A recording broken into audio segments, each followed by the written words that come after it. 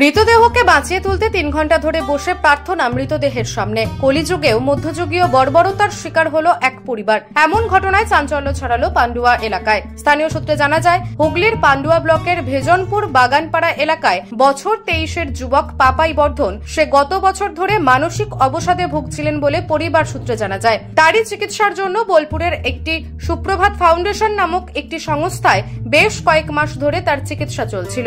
অভিযোগ, হঠাৎই শনিবার ভোর 5টা নাগাদ পাপাই বর্ধনের মৃত্যু ঘটে বলে তার পরিবারের লোকেদের জানানো হয়। এরপরই পরিবারের লোকজন সেখানে গেলে একটি অ্যাম্বুলেন্স করে মৃত পাপাইয়ের দেহ বাড়িতে পাঠিয়ে দেওয়া হয়। প্রতিবেশীদের অভিযোগ, মৃতদেহ পরিবারের লোকজন সৎকার না করে ভেজনপুর এলাকারই চায়না সরকার নামে ঝাড়ফুঁক করা এক মহিলার কাছে বিষয়টি জানান। এরপরই চায়না সরকার মৃত পাপাই বর্ধনের বাড়িতে এসে মৃতদেহর সামনে প্রভু যিশুর প্রার্থনা করার কাজ শুরু করেন। তিনি প্রতিবেশীদের বলেন, 2 ঘন্টার মধ্যে এই মৃতদেহের মধ্যে জীবন ফিরিয়ে দেবেন তিনি। সেই মতোই বাড়ির উঠোনে পাপাই বর্ধনের মৃতদেহ ফেলে রেখে বুকের উপর বাইবেল দিয়ে চলছিল প্রভু যিশুর প্রার্থনার কাজ। সার্টিফিকেট দিয়েছে, ওটা আমি প্রার্থনা করিনি, ওটা ওরা ফাইল ধরেই ওনাকেই দিয়েছে। ওরা আমাকে বলল যে তুমি তো যিশুর পথে চলো, তা তোমার যিশুকে বলো ওকে বাঁচিয়ে দিতে। এখনকার সমাজে এটা কি হয়? এখনকার সমাজে এটা কি হয়? এখন ঈশ্বর জানে, আমি তো জানি না। এখনকার সমাজে এগুলো কি হয়? হয় না তো, তবু আমি বসেছি ওদের মনটা রাখার জন্য, যে ওরা এরকম বলছে, ঠিক আছে আমি একটু বসি। তো সেটা কি আমার অন্যায়? খুবই অন্যায় করে ফেলেছি আমি মানছি আমি অন্যায় করেছি, ঠিক আছে, এই ভুল আমি আর কখনো করব না।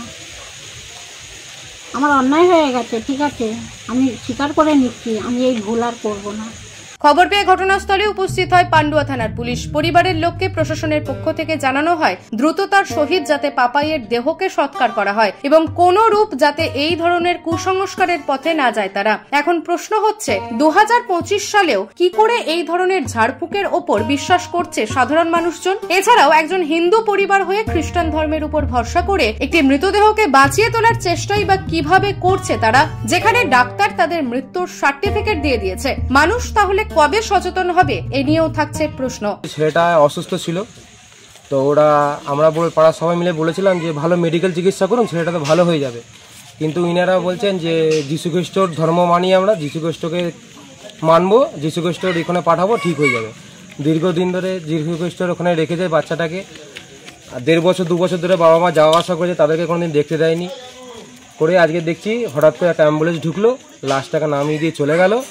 ফুল ভুয়ো, এগুলো হচ্ছে জাত বিরোধী করা, মানুষের সাথে দাঙ্গা লাগানো, এইসব করা, এগুলো আর কিছুই না, এগুলো ফুল ভুয়ো। আজকে এইসব ভুল তদন্তের জন্য আজকে ছেলেটা মারা গেল। প্রথমে বর্ধমান যায়, বর্ধমান থেকে বোলপুরে নিয়ে গিয়ে রেখেছিল, কিন্তু 2 বছর ধরে মা বাবা যাওয়া আসা করেছে, 2 বছর ধরে ছেলের মুখ দেখতে দেয়নি, দিয়ে আজকে লাশ দিয়ে গেল, ছেলে মারা গেছে। কিচ্ছু কাউকে না, চুপ করে আসলো, নামালো, গাড়ি স্টার্ট করলো, চলে গেল। আমরা টেরই পাই না, আমরা দেখে বলছি গাড়ি নিয়ে চলে গেল। ছেলের কিছু হয়ে গেল, আমাদের কিছু কোনো সময় জানায় না, ওরা বলে যা করবে প্রভু করবে।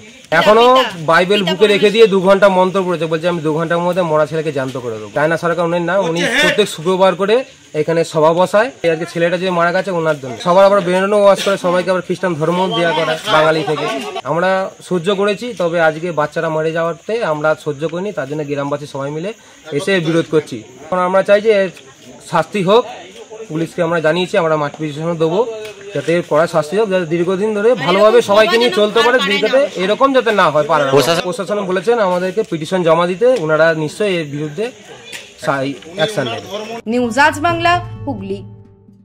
নিঃসন্তান হওয়ার কারণ স্বামী বা স্ত্রী যে কেউ হতে পারেন।